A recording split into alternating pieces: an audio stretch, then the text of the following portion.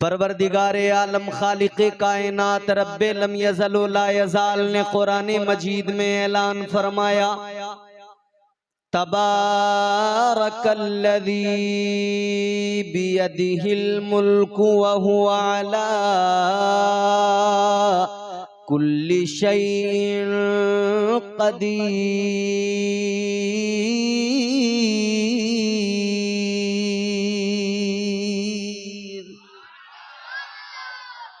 परवरदिगारे आलम ने कुरान मजीद में बंदों को मिजाज दिया, बता दिया। कुरान कहता है लोगो जान लो, समझ लो,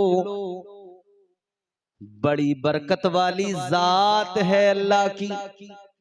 वही मुल्कों का मालिक है, कुल मिल्कियत उसी परवरदिगार की है, कुल खजाने उसी परवरदिगार के हैं। सारी कायनात का बादशाह वो अकेला परवरदिगार है। सारी कायनात का निजाम चलाने वाला, सारी कायनात को पालने वाला वो अकेला हमारा खुदा, वो परवरदिगार।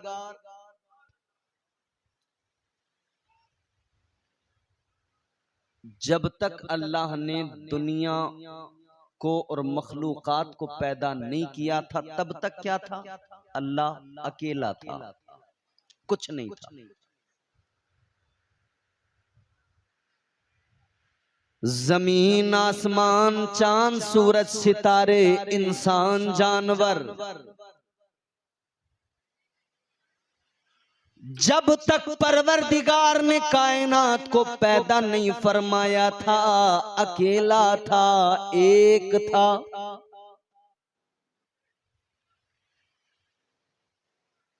मगर फिर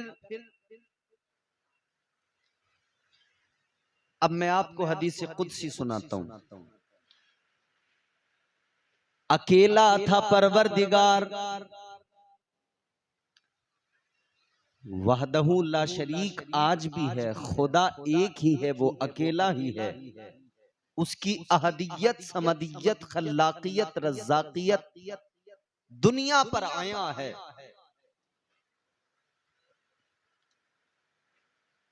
कुछ नहीं था, अकेला खुदा था। अब हदीस कुदसी सुने, अल्लाह ताला ने खुद फरमाया, परवरदिगारे आलम ने फरमाया, कुन्तु कंज़न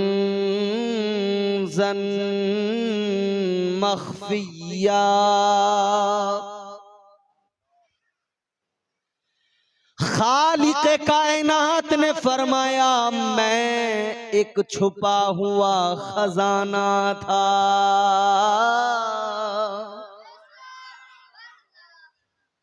कुंतो कंजन मख्फिया, छुपा हुआ खजाना था। इस था पे आप गौर करें। अल्लाह ने फरमाया छुपा हुआ खजाना था। ये था बता रहा है कि था, अब नहीं है। छुपा हुआ खजाना था लेकिन अब नहीं है। लेकिन मेरे अजीजों, अगर मैं आपसे मालूम करूं, क्या आपने खुदा को देखा है? क्या जवाब आएगा?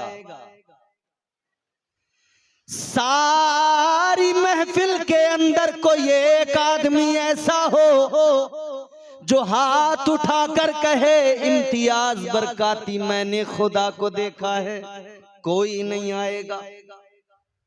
सबका जवाब क्या? हमने नहीं देखा। हजरत मूसा अलैहिस्सलाम ने तो इसरार किया था अल्लाह से, बारगाहे खुदा में अर्ज किया था, मौला अपना जलवा दिखा दे।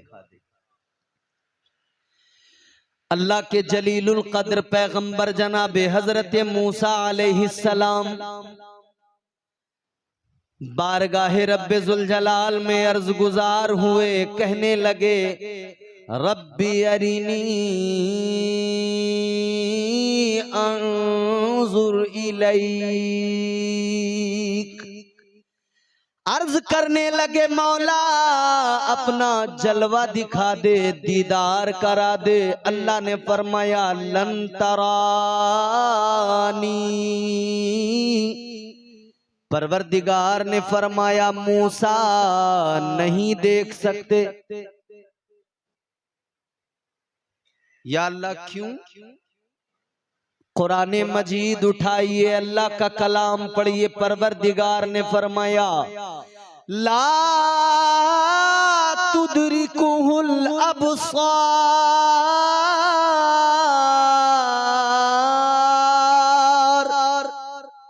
परवरदिगार आलम ने फरमाया, अल्लाह का कुरान है, रब का ऐलान है। रब फरमाता है मैंने वो आंख नहीं बनाई, वो आंख किसी को नहीं दी जो मुझे देख सके। अर्ज करने लगे हजरत मूसा अलैहिस्सलाम, ऐ परवरदिगार, ऐ खालिक़े कायनात, मैं तेरा पैगंबर, मौला तूने मुझे नबूवत और रिसालत से नवाजा। मौला अगर मैं नहीं देख सकता तो कौन देखेगा? परवरदिगारे आलम ने फरमाया, ऐ मूसा, मैं तेरे लिए भी छुपा हुआ खजाना, कुल कायनात के लिए छुपा हुआ खजाना, बंदों के लिए छुपा हुआ खजाना, मखलूकात के लिए छुपा हुआ खजाना। लेकिन मूसा, एक जात है जिसके लिए पर्दे उठा दिए गए, एक जात है जिसे जलवे दिखा दिए गए, एक जात है जिसे दीदार करा दिया गया। या अल्लाह वो कौन है? जवाब आया, वो मेरा महबूब है, वो आमिना का लाल है। सारी दुनिया में जिसका जमाल है वही तो हजरत आमिना का लाल है। पता लगा कि रब की जात छुपा हुआ खजाना, मगर पर्दे उठे हैं तो फकत मुस्तफा के लिए उठे हैं। जलवा अगर दिखाया गया है तो फकत मेरे मुस्तफा को दिखाया गया है। आगे बढ़िए, अल्लाह ने फरमाया मैं छुपा हुआ खजाना था। फिर आगे अल्लाह ने फरमाया फ़अहबब्तु, फिर मुझे शौक हुआ, फिर मुझे मोहब्बत हुई। मोहब्बत किससे? मोहब्बत के लिए किसी दूसरे का होना जरूरी है ना। एक आशिक होता है, एक माशूक होता है, एक मुहिब होता है, एक महबूब होता है। तो कोई तो होना चाहिए जिससे मोहब्बत हो। अब आलमे रुया में अगर बारगाह मौला में सवाल किया जाए, मौला किससे मोहब्बत हुई? ऐ परवरदिगार किससे मोहब्बत हुई? तो जवाब आएगा खुद से मोहब्बत हो गई, खुद से प्यार हो गया। ये गुफ्तगू बड़े नाजुक मोड़ पे पहुंचेगी, मगर आप सुने जरा दिल जमाई के साथ। इमाम साहब क़िबला अल्लाह फरमाते खुद से मोहब्बत। आप बताएं आपका क्या ख्याल है? क्या खुद से मोहब्बत होती है? हो सकती है? यकीनन होती है। आप जो आईने के सामने खड़े हो के जुल्फे संवारते हो, क्या है? खुद से मोहब्बत है। ये खुद से ही तो मोहब्बत है। एक घंटे तक आईने के सामने खड़े होकर जो मेकअप होता है, क्या मतलब है? खुद से ही तो मोहब्बत है। शादी में जाना है, नया जोड़ा सिलवाया है, शेरवानी है, पहन लिया, आईने के सामने खड़े होकर एंगल बदल बदल के देख रहे हैं कैसा लग रहा हूं, मतलब खुद से मोहब्बत है। बंदा जब मुतमईन होता है तब आगे बढ़ता है। अब मैं खुद को अच्छा लगने लगा तो अब दूसरों को भी अच्छा लगूंगा, दूसरे भी देखेंगे तो इम्प्रेस होंगे, दूसरे भी देखेंगे तो मुतासिर होंगे। ये खुद से मोहब्बत है। गौर फरमाइए अजीजाने गिरामीउल कद्र, इसी का नाम मोहब्बत है। नाई की दुकान पे, हज्जाम की दुकान पे बैठकर जब शेव कराया जाता है बिल्कुल क्लीन, तो फिर देखते हैं कोई बाल तो नहीं रह गया, और अगर रह गया तो उसको बुलाते हैं, बोले जरा यहाँ पे और ब्लेड लगा,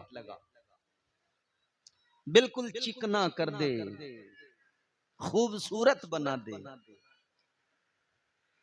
मगर मेरे अजीजों एक बात याद रखना, किसी भी नाई की दुकान पे, हज्जाम की दुकान पे चले जाओ, औकात नहीं उसकी कि वो आपको खूबसूरत बना दे। दुनिया के किसी भी ब्यूटी पार्लर में चले जाओ, औकात नहीं किसी की जो आपको खूबसूरत बना दे। जो चाहो वो इस्तेमाल कर लो, क्रीम पाउडर जितने किस्म के, जितने महंगे चाहो इस्तेमाल कर लो। फेयर लवली लगा लो, फेयर एंड हैंडसम लगा लो, कोई भी क्रीम लगा लो। अब तो बड़ी बड़ी महंगी आ रही हैं, जितनी चाहे उतनी महंगी क्रीम लगा लो, मगर उससे खूबसूरत, हैंडसम, स्मार्ट नहीं बन सकते। अगर ऐसा होता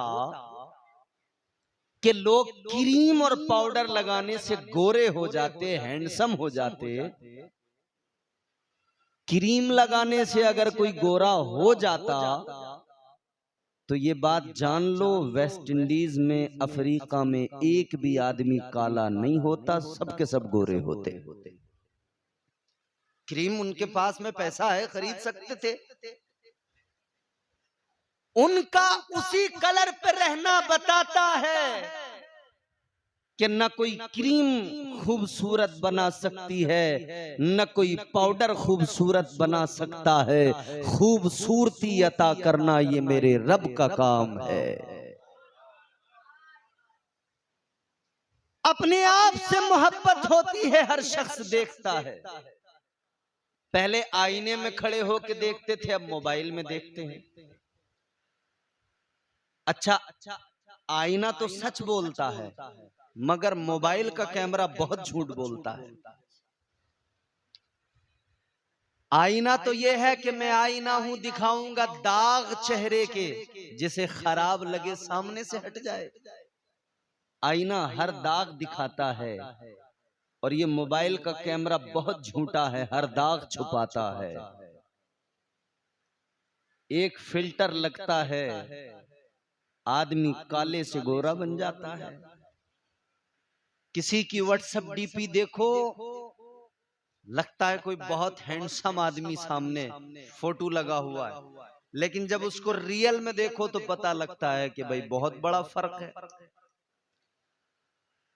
अब मसला 80-20 का नहीं है कि 80% में 20% की खूबसूरती का इजाफा कैमरे ने कर दिया, नहीं, बल्कि 20% आदमी होता है, 80% का उसमें इजाफा कर दिया जाता है।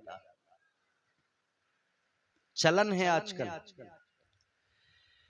अजीजाने गिरामीउल कद्र, जरा गौर फरमाइए, तवज्जो कीजिए। इंसान खुद से मोहब्बत करता है तभी तो मोबाइल में जगह जगह सेल्फी लेता है, अपने आप को मोबाइल के कैमरे में देखता है। एक फिल्टर लगा के देखा, फिर अगर मुतमईन नहीं है तो दूसरा फिल्टर लगाता है, कहता है इसमें फोटो अच्छा नहीं आ रहा, दूसरा लगाऊंगा। ये फिल्टर चेंज करना, ये बार बार फिल्टर चेंज करने से मकसद क्या है, जब खुद को आदमी देखता है और उसमें जब खुद को वो खुद पसंद करता है, तब मुतमईन हो कि तस्वीर क्लिक करता है, तस्वीर बनाता है या रील बनाता है, फिर उसको पब्लिकली शेयर करता है ताकि दूसरे लोग भी देखें, मुतासिर हो, लाइक करें, कमेंट करें, मुझे पसंद करें। याद रखना मेरे अजीजों, आज हर इंसान ये चाहता है मुझे पसंद किया जाए, हर इंसान चाहता है मुझे लाइक किया जाए, हर इंसान चाहता है मैं मशहूर हो जाऊं, यही खुद से मोहब्बत होती है। अब जरा तवज्जो करो, अल्लाह ताला ने फरमाया फ़अहबब्तु, मुझे मोहब्बत हो गई। परवरदिगार ने फरमाया मुझे शौक हुआ मैं जाना जाऊं, पहचाना जाऊं, कोई मेरे लिए हंसे, कोई मुझे याद करके रोए, कोई मुझसे हाथ उठा के फरियाद करे, कोई अपनी बेबसी में मुझे पुकारे, कोई अपने दुख दर्द मुझे सुनाए, कोई अपने गमों में मुझे पुकारे, कोई खुशियों में मेरा शुक्र अदा करे। अल्लाह ताला ने जब ये परवरदिगार ने फरमाया फ़अहबब्तु, फिर अल्लाह फरमाता है मुझे मोहब्बत हो गई, शौक हुआ मुझे जाना जाए, मुझे पहचाना जाए। तो फिर अल्लाह ने क्या किया, फिर परवरदिगारे आलम ने अनऔरफा, अल्लाह ने फरमाया कि मुझे शौक हुआ मुझे जाना जाए, मुझे पहचाना जाए। परवरदिगारे आलम ने फिर अपने महबूबे करीम के नूर को पैदा फरमा दिया, इमामुल अंबिया के नूर को पैदा फरमा दिया, ताजदारे मदीना के नूर को पैदा फरमा दिया, मुस्तफा जाने रहमत के नूर को अल्लाह ने पैदा फरमा दिया।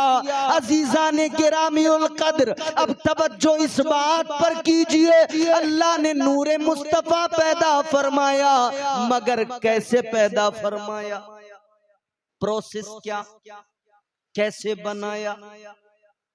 और बनाने के लिए एक चीज और भी जरूरी होती है, किसी चीज को बनाने के लिए किसी चीज का होना जरूरी है।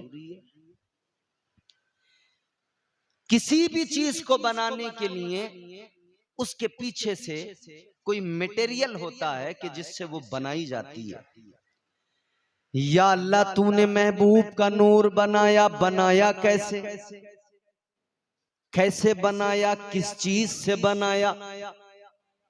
तो जवाब आता है अल्लाह ताला ने अपने नूर की तजल्ली से, अपने नूर के जलवों से अपने महबूब के नूर को पैदा फरमाया। खालिक़े कायनात के नूर की तजल्ली है, उस तजल्ली, उस जलवे से नूर मुस्तफा बना। बिल्कुल इस तरह समझें जैसे सूरज चमकता है, उसकी किरणें फैलती हैं और दुनिया को रोशन करती हैं। किरणें उसी सूरज की हैं, रोशनी उसी सूरज की है, तजल्ली उसी सूरज की है, जलवे उसी सूरज के हैं, मगर उसी सूरज के जलवों से रोशनी तो फैलती है, मगर उसकी रोशनी में उस सूरज पे कोई फर्क नहीं पड़ता। इसी तरह से रब के नूर के जलवों और तजल्ली से नूर मुस्तफा बना है, मगर इसका मतलब ये नहीं कि खुदा के नूर पे कोई फर्क आया है या खुदा का नूर कुछ कम हुआ है। खुदा का नूर वही है, मगर नूर मुस्तफा जो बना है वो रब के नूर के जलवों से पैदा किया गया है। नूर मुस्तफा पैदा हो गया।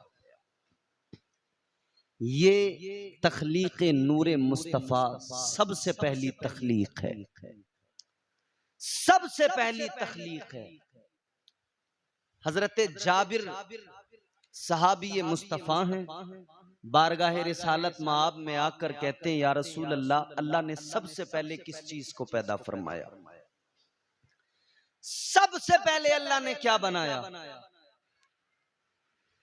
ताजदारे मदीना वाली कायनात मुस्तफा जाने रहमत ने फरमाया, ऐ जाबिर सुनो, मुझे मेरे रब के इज्जत व जलाल की कसम, ऐ जाबिर, अल्लाह ताला ने सारी कायनात से पहले तुम्हारे आका यानी मुझ मोहम्मद के नूर को पैदा फरमाया। सबसे पहले नूर मुस्तफा बना तो सबसे पहले, मगर लिबासे बशरियत में हुजूर दुनिया में जब आए तो खातिमुन नबीयीन बन के आए, सारे नबियों के बाद में तशरीफ लाए। नूर मुस्तफा बना तो पहले है, लेकिन आका दुनिया में आए सबके बाद में, सारे अंबिया के बाद में। लिबासे बशरियत में अल्लाह ने दुनिया में भेजा। परवरदिगारे आलम ने लिबासे बशरियत में दुनिया में महबूब को भेजा सारे अंबिया के बाद। सबसे पहले अल्लाह ने जब इंसानियत का आगाज किया तो हजरत आदम को पैदा फरमाया, नबुव्वत और रिसालत और अपनी खिलाफत अता फरमाई। परवरदिगारे आलम खालिक़े कायनात ने सबसे पहले हजरत आदम को नबुव्वत से सरफराज फरमाया। इसका मतलब ये नहीं कि मेरे नबी को नबुव्वत बाद में मिली, बल्कि इसका मतलब ये बशर बना के दुनिया में भेजा। पहले बशर की शक्ल तश्कील हुई तो हजरत आदम का वजूद मसूद। हजरत आदम अलैहिस्सलाम को अल्लाह ताला ने सबसे पहले पैदा फरमाया।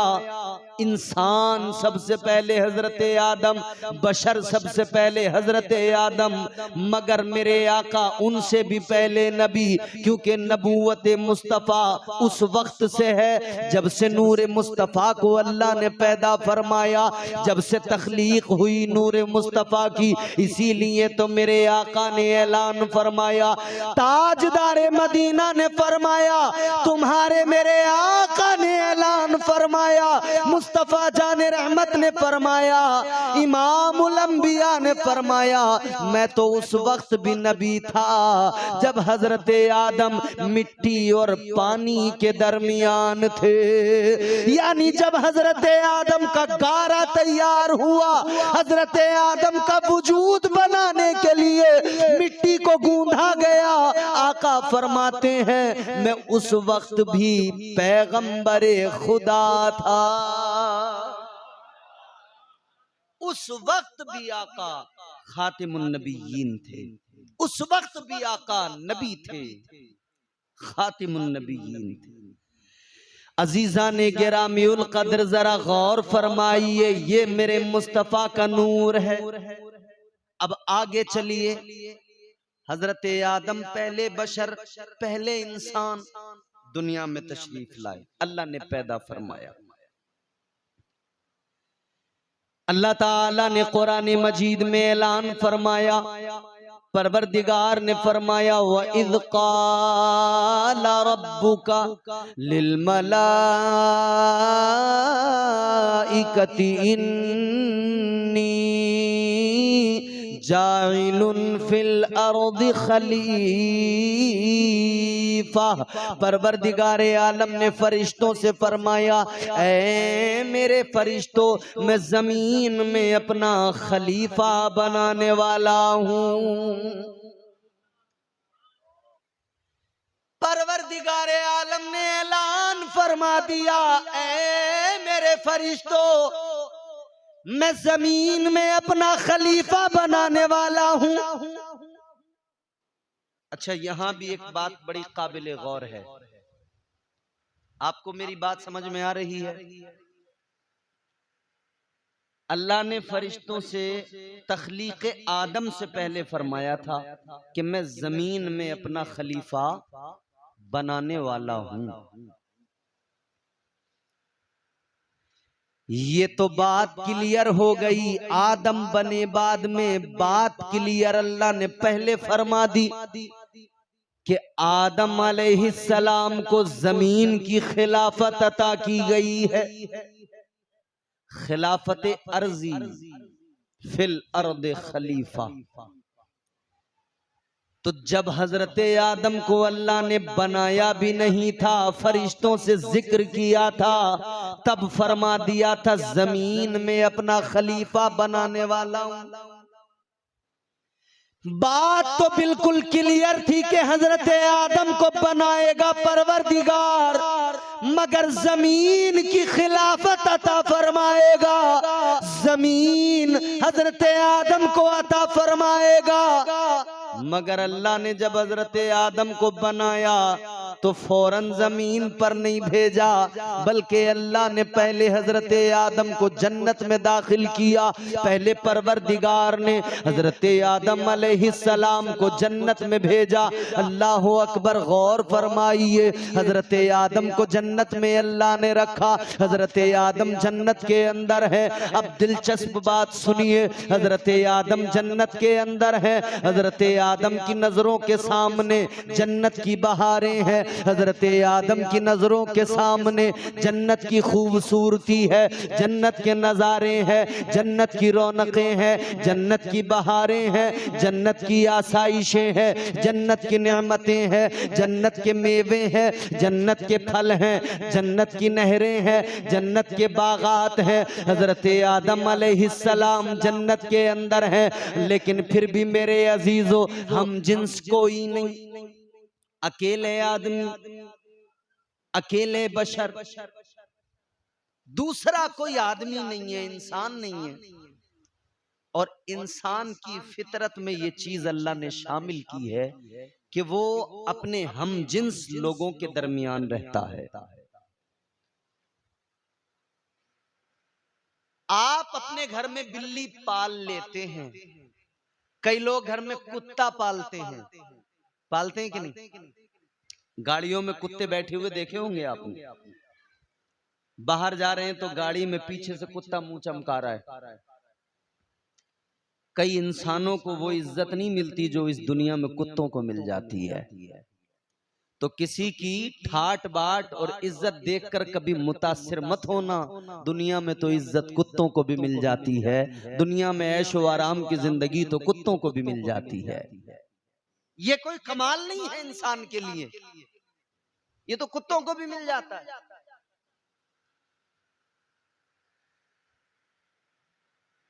मगर मेरे अजीजों, जरा तवज्जो फरमाइए,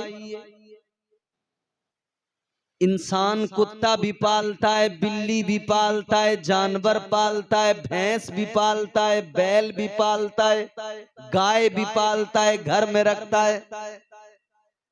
मगर आपने देखा है कि किसी कुत्ते ने किसी इंसान को घर में रख लिया हो अपने और पाला हो उसको? किसी बैल ने किसी इंसान को अपने साथ रखा हो, उसे पाला हो? नहीं। इंसान जानवर को तो पालता है, मगर जानवर कभी इंसानों को नहीं पालते। जानवर इंसानों को, तो इंसान उसकी फितरत है, रहेगा इंसानों में। और जानवरों में ये बात है कि कोई इंसान अपने साथ लेकर चला जाए, अपने घर में रख ले, तो वो वहीं रहने लगता है, पूरी जिंदगी वहीं पे रह लेगा, पूरी जिंदगी वहीं गुजार लेगा। लेकिन इंसान जानवरों के दरमियान अकेला क्या रह सकता है? दूसरी मखलूक के साथ अकेला नहीं रह सकता, उसे हम जिन्स चाहिए, इंसान इंसान में रहेगा। ये फितरत में अल्लाह ने बात रखी है। हजरत आदम अलैहिस्सलाम जन्नत के अंदर हैं, मगर अकेले हैं, हम जिन्स कोई नहीं, तो दिल नहीं लगता। एक अजीब सी इस्तिराबी कैफियत है, दिल नहीं लगता है। अल्लाह ताला की शान, वो तो आलिमुल गैब व शहादा, सब जानने वाला परवरदिगारे आलम ने इंतजाम फरमाया, हम जिन्स को पैदा फरमाया। अल्लाह ताला ने सबसे पहले हजरत आदम के लिए हम जिन्स जो पैदा किया, वो क्या? औरत को पैदा फरमाया। अल्लाह ने हजरत हव्वा को पैदा फरमा दिया। जन्नत में हजरत आदम सो रहे हैं, आराम फरमा रहे हैं, अल्लाह ने हजरत हव्वा को पैदा कर दिया। जनाबे हजरत आदम अलैहिस्सलाम ने आंख खोल के देखा तो जनाबे हव्वा को पाया। हजरत हव्वा को अपने करीब जब पाया, जनाबे हजरत आदम ने देखा आंखें खोलकर। आपने फरमाया, कौन हो तुम? कहा मेरा नाम हव्वा है, मैं औरत हूं। अल्लाह ने मुझे आपके लिए पैदा किया है। अब हम जिन्स को देख लिया तो दिल को सुकून मिला, अच्छा लगा, कैफियत बदली। दिल चाहा के हाथ लगाएं, जी चाहा के हाथ बढ़ाएं। हजरत हव्वा को छूना चाहते हैं, हाथ बढ़ाया है, मगर अल्लाह ने फरमाया आदम अभी नहीं छूना है, अभी हाथ नहीं लगाना है। अर्ज करने लगे मौला तूने तो मेरे लिए पैदा फरमाया, ऐ मेरे परवरदिगार जब मेरे लिए पैदा किया तो मैं हाथ क्यों नहीं लगा सकता, ऐ मौला छू क्यों नहीं सकता।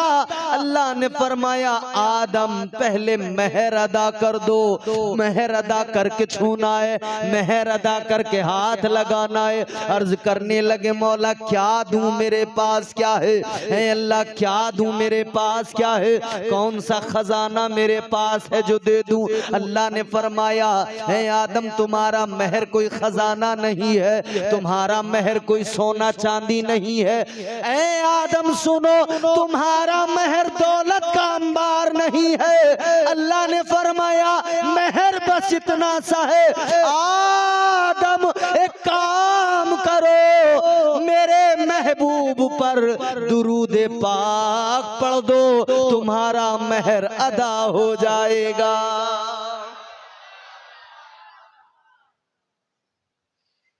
तो अभी इंसानियत का आगाज है, मगर चर्चा मेरे मुस्तफा का हो रहा है। सबसे पहले नूरे मुस्तफा को बनाया, फिर अल्लाह ने चर्चा सबसे पहले जब तख्लीक इंसान की तो चर्चा भी महबूब का कर दिया। परवरदिगारे आलम ने फरमाया दुरूद 10 मर्तबा मेरे हबीब पे पढ़ो, महर अदा हो जाएगा। अब एक जुमला गौर से सुन लो और बहुत गौर से सुनना। आपका इमाम, आपका इमाम, आपका आलिम दीन, आपके महल्ले का, आपकी बस्ती का, आपके इलाके का कोई हाफिज, कोई मौलवी, कोई आलिम, कोई इमाम, कोई मुदर्रिस, कोई कारी जब दुआ के लिए हाथ उठा रहा है तो वो दरमियान में ये भी पढ़ रहा है इन्नल्लाह व मलाइकतहू युसल्लूना अलन नबी या अय्युहल्लज़ीना आमनू सल्लु अलैहि वसल्लिमू तस्लीमा। इमाम ने ऐसे पढ़ा, आपने फौरन दुरूद पढ़ना शुरू कर दिया, अल्लाहुम्मा सल्ली अला सय्यिदिना व मौलाना मुहम्मद। आपने फौरन दुरूद पढ़ दिया। लेकिन यहाँ एक अजीब बात यह होती है कि आपने दुरूद पढ़ा, इम्तियाज बरकाती ने पढ़ा तो मौलाना हुसैन को अच्छा लगा, खुश हो गए। इमाम साहब ने पढ़ा तो मुझे अच्छा लगा, मैं खुश हुआ। आप सब ने पढ़ा, सब खुश हुए, अच्छा लगा। मगर कई लोगों को यहीं से दिक्कत हो गई। अरे मियां अल्लाह से मांग रहे हो, बीच में ये क्या दुरूद तुमने शामिल कर दिया, ये क्या बीच में नबी पे दुरूद पढ़। अरे अब हम तुझे बताते हैं, अगर दुरूद बीच में शामिल न हो तो तेरा तो वजूद ही खतरे में पड़ जाए। हजरत आदम और हव्वा का जो निकाह है, उस निकाह के दरमियान में महर दुरूद मुस्तफा है। उस निकाह के दरमियान में महर दुरूद मुस्तफा है। तो पता लगा ऐ इंसान तेरा खमीर जो बना है उसकी वजह दुरूद मुस्तफा है। तेरा खमीर जो बना है उसकी वजह दुरूद मुस्तफा है। अब अगर तू अपने बाप का एहसानमंद है हजरत आदम का, तो हजरत आदम ने दुरूद पढ़ा था। अगर एहसानमंद है बाप का तो दुरूद पढ़ना सीख ले, वरना जान ले बाप का गद्दार दुनिया में कोई भी हो उसे जलील ही किया जाता है, उसे बेइज्जत ही किया जाता है। बाप के गद्दार को दुनिया में इज्जत नहीं मिलती है, बल्कि दुनिया उसे लानतें भेजती है। यही वजह है जितने वफादार हैं नबी पे दुरूद पढ़ते हैं, जितने गद्दार हैं उन सब पे दुनिया लानतें भेजती नजर आती है। नारे तकबीर, नारे रिसालत। तो हम तो अपने बाप के वफादार बेटे हैं, जो बाप ने किया बेटे कर रहे हैं।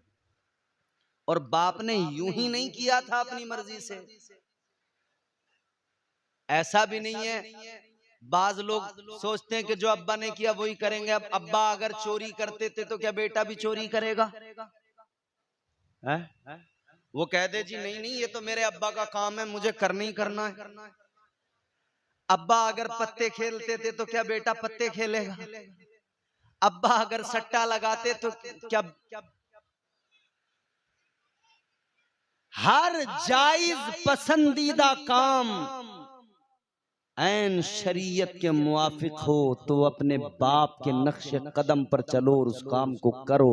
और नाजायज व हराम काम अगर बाप करता है, बाप को भी रोको, खुद भी उसके करीब न जाओ। मगर मेरे अजीज एक बात तो ये होती है कि बाप कुछ करे तो बेटा देख के करे, मगर यहाँ तो सिस्टम ये है कि बाप को अल्लाह ने हुक्म दिया है। हमारे बाप नस्ले इंसानी के बाप हजरत आदम, उन्हें हुक्म अल्लाह ने दिया है। उनसे तो रब ने कहा है आदम दुरूद पढ़ो, आदम महबूब पे दुरूद पढ़ो। तो हुक्म खुदा पाकर जनाबे आदम ने दुरूद पढ़ा है और बाप को देखकर बेटों ने तरीका अपनाया है। हुक्म बाप के लिए आया और बेटों के लिए बरकरार है क़यामत तक के लिए। तो इंसानियत जब तक कायम है, इंसानियत जब तक दुनिया में है, इंसान जब तक दुनिया में है, इंशाअल्लाह हर हाल में मेरे मुस्तफा पर दुरूद पढ़ा जाता रहेगा। क़यामत ता क़यामत दुरूद नबी पे पढ़ा जाएगा, पढ़ा जाता रहेगा। सलाम नबी पे पढ़ा जाता है, पढ़ा जाता रहेगा। क्योंकि हम दुरूद और सलाम पढ़कर अपने आका की बारगाह में भी ये गुलदस्ता पेश करते हैं और ये अल्लाह का शुक्र भी अदा करते हैं, मौला तूने अपना महबूब हमें अता फरमा दिया, अपना हबीब तूने दिया, ये तो हमारे लिए बड़ी खुशनसीबी। तो फिर हम इसीलिए तो कहते हैं फज़ले रब्बुल उला और क्या चाहिए। इसमें करंट आ रहा है, इसमें फज़ले रब्बुल उला और क्या चाहिए, फज़ले रब्बुल उला और क्या चाहिए, फज़ले रब्बुल उला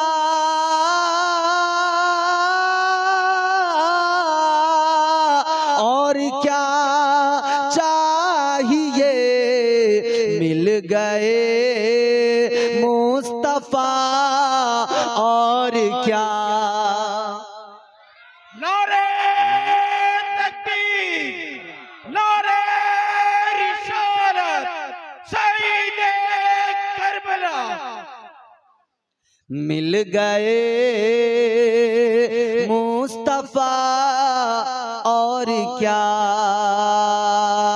चाहिए। आप भी जरा हुजूर से मोहब्बत का इजहार करें और अल्लाह का शुक्र अदा करें और मेरे साथ मिलकर पढ़ें फज़ले रब्बुल उला। पढ़िए जरा झूम के पढ़िए फज़ले रब्बुल उला, फजले रब्बुल उला क्या चाहे फजले रब्बुल उला और क्या चाहिए, मिल गए मुस्तफा और क्या चाहिए, मिल गए मुस्तफा और क्या। और भर के झोली मेरी मेरे सरकार ने, भर के झोली मेरी मेरे सरकार ने, भर के झोली मेरी मेरे सरकार ने, मुस्कुरा कर कहा और क्या चाहिए, मुस्कुरा कर कहा और क्या। फजले रब्बुल उला मिल गए मुस्तफा,